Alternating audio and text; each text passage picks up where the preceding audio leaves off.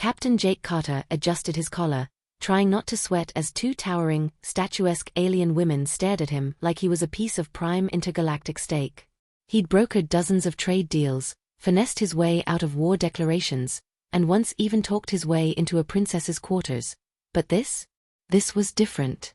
Ambassador Carter, Lady Zalvira purred, her golden eyes practically glowing. You are honored to partake in our sacred bonding ritual. A most intimate diplomatic act. Jake cleared his throat. The way she said intimate sent warning bells through his brain. Oh yeah, sure. Honored. So, what exactly does this ritual involve? Lady Channa, the one with midnight blue skin and a body sculpted like a goddess who never skipped leg day, chuckled. It is a simple exchange. We drink, we speak the words, and the bond is sealed. A harmless tradition. Harmless. Right. Jake had heard that before, usually right before waking up in a compromising position. Still, this was diplomacy, and humans couldn't afford to offend the Lithari matriarchy, one of the most powerful warrior clans in the galaxy. He grabbed the ornate goblet, pretending not to notice the way both women watched him like a predator waiting for its prey to take the bait. He knocked it back in one go. Warm, thick, and a little too sweet. Kind of like honey, if honey came with a suspicious aftertaste of impending doom. Both noblewomen smiled. That kind of smile that made him feel like he'd just agreed to something very, very stupid. The words, Ambassador, Lady Zalvira prompted. Jake swallowed. Right. What do I say? Channa leaned in, voice sultry. Repeat after me. By sacred right, our souls entwine. By honored bond, we claim what is divine. Okay, easy enough. He straightened. By sacred right, our souls entwine. By honored bond, we claim what is divine. The air shifted. A faint hum vibrated through the chamber. Zalvira and Channa exchanged knowing glances before turning back to him, eyes glowing brighter than before. Then a deep, resonating voice, probably the priest standing in the corner, boomed. The bond is sealed. Jake blinked. Sorry, what? Zalvira practically purred. Congratulations, husband. You are now ours. Jake felt his stomach drop to his boots. Excuse me. Channa smirked. You have completed the ritual of eternal consummation. You are now bonded to us, legally and biologically, as our mate. Oh hell. Wait, hold up, nobody said anything about eternal consummation. That sounds dangerously official. Zalvira's tail flicked as she circled him like a predator sizing up its prey. You did not ask. And you drank, recited the words. Now you are bound to us. Jake desperately searched for a loophole.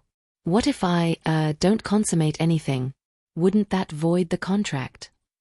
Channa's slow, wicked grin sent every fight or flight instinct screaming through his body.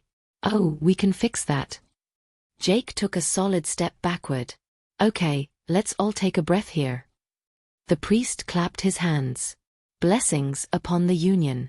May your nights be long and fruitful. Jake felt an immediate urge to commit intergalactic manslaughter. Ladies, let's be rational. This is just a misunderstanding, right? Some kind of cultural mix-up. Zalvira tilted her head. Did you not understand the ritual?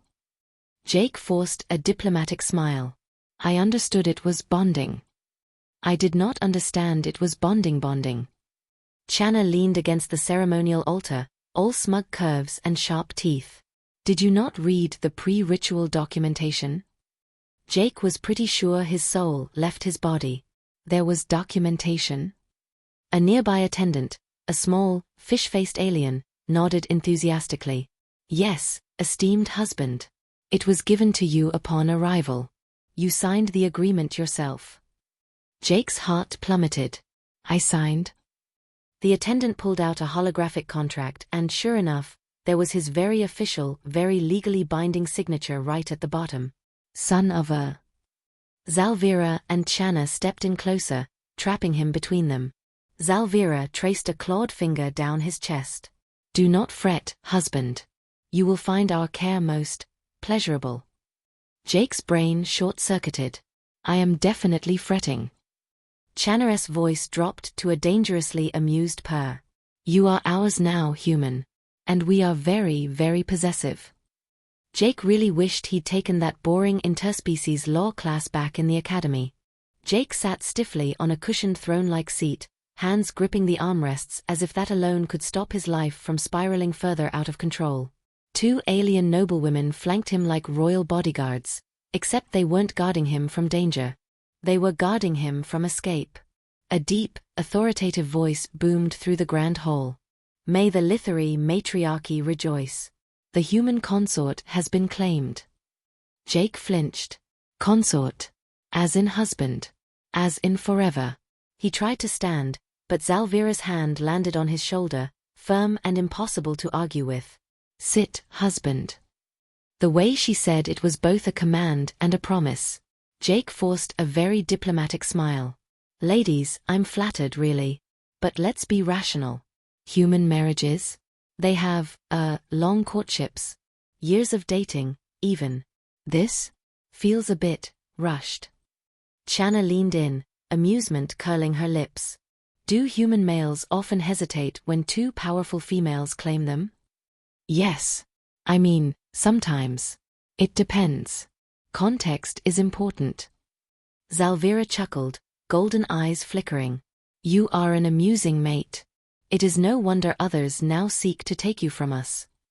Jake froze. Others? A nearby attendant cleared his throat nervously. Honored consort, it seems word has spread of your acquisition. Several factions have lodged formal disputes, arguing they, too, have a claim to your genetic potential. Jake paled. Genetic what now? Chana smirked. You underestimate your value, human. Your kind is uniquely adaptable. Zalvira added, strong, resilient, immune to most known afflictions. Such qualities are highly desirable. Jake definitely didn't like where this was going. Desirable as in? Zalvira's tail flicked lazily. As in rival houses and bounty hunters now wish to take you for themselves. Jake pinched the bridge of his nose. You're telling me I'm now the galaxy's most eligible bachelor against my will? Chana chuckled. Mateship is rarely a passive endeavor. A loud explosion rocked the outer walls. Jake shot to his feet. What the hell was that? The attendant scurried forward. Honored consort, a mercenary force has breached the outer gates. They are demanding we surrender you, or face war. Jake turned to his 2 so-called wives. Okay, I think this is the part where you admit this is all a prank and let me go home. Zalvira stood, rolling her shoulders. No one takes what is ours. Chana cracked her knuckles, smirking as weapons were handed to her. Shall we, husband? Jake's stomach plummeted. Wait, why are you handing me a sword? Zalvira grinned. Because if they wish to claim you, they must best you in combat. Jake stared at the wickedly sharp blade. That is a terrible plan. Objectively. Chana tossed him a smaller dagger. Very well. We will handle the battle. You will remain here, and look desirable. Jake groaned. This just keeps getting worse. Another explosion shook the palace. Zalvira glanced at Chana. Let us remind them why we are undefeated. The 2 noblewomen marched toward the doors, weapons drawn, a mix of lethal grace and terrifying amusement. Jake collapsed back into his seat, head in his hands. This wasn't diplomacy. This was absolute madness. And worse? Some part of him was starting to enjoy it. Jake sat in stunned silence, gripping the dagger like it was a lifeline.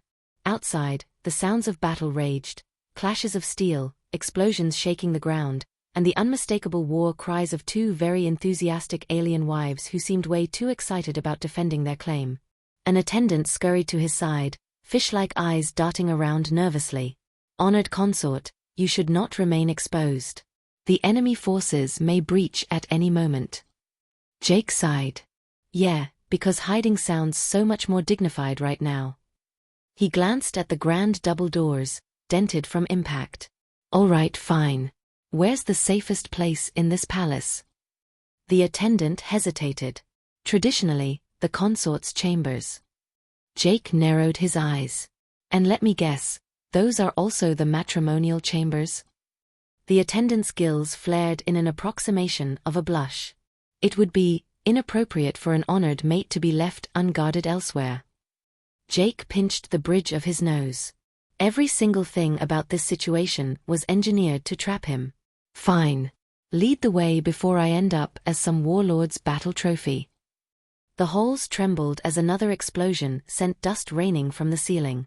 They ducked into a side corridor, narrowly avoiding a group of very determined mercenaries stomping past. Jake tightened his grip on the dagger. He was really getting tired of being the galaxy's most wanted human. They reached a large ornate door, which the attendant hurriedly pushed open. Jake stepped inside, only to immediately regret all his life choices. The room was massive, lavish, and unmistakably designed for more than just sleeping.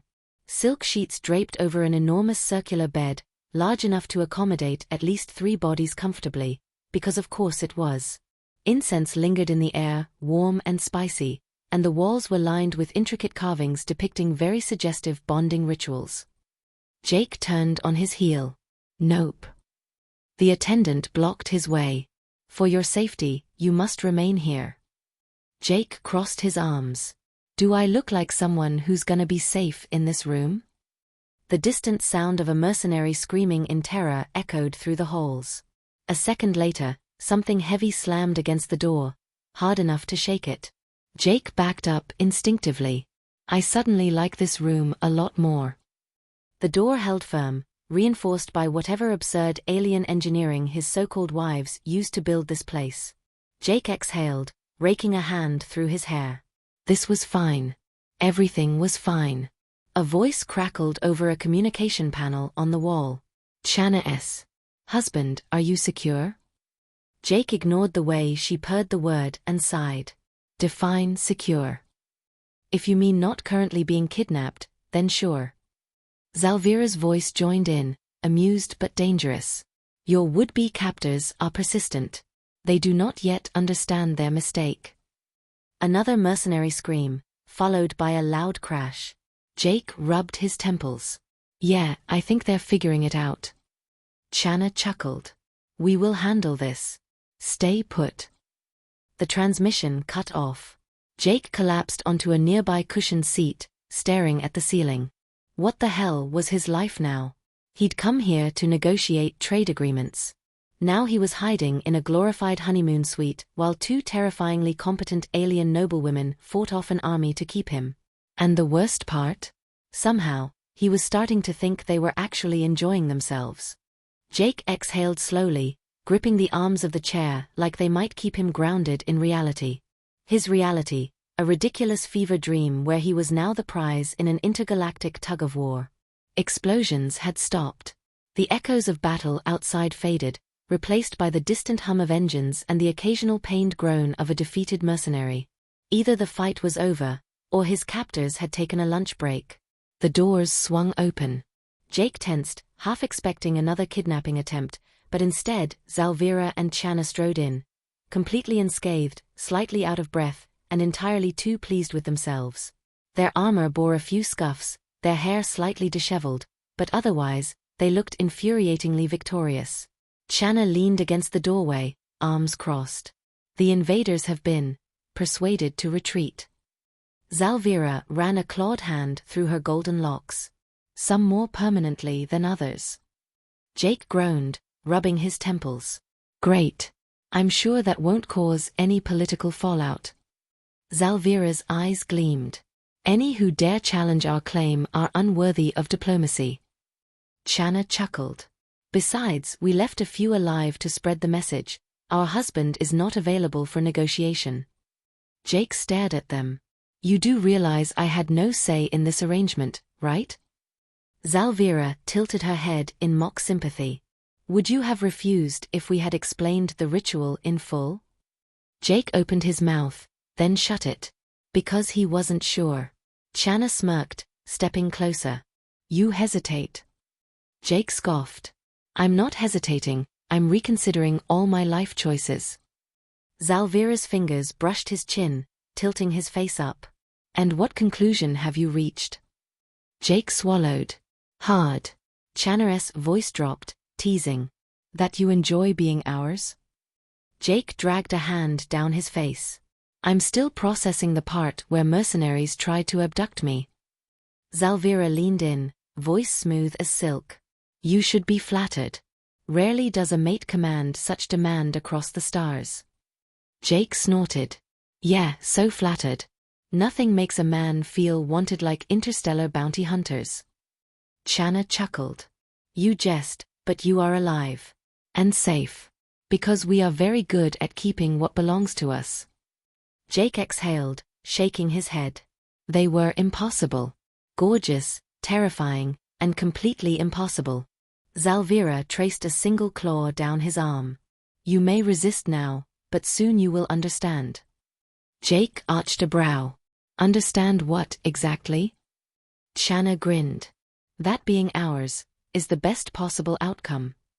Jake leaned back, crossing his arms. You do realize I have options, right? Zalvira smiled. Slow, knowing, victorious. No, husband. You do not. Jake opened his mouth to argue. Then he thought about the mercenaries, the rival factions, the sheer absurdity of his situation. And realized, horrifyingly, she was right.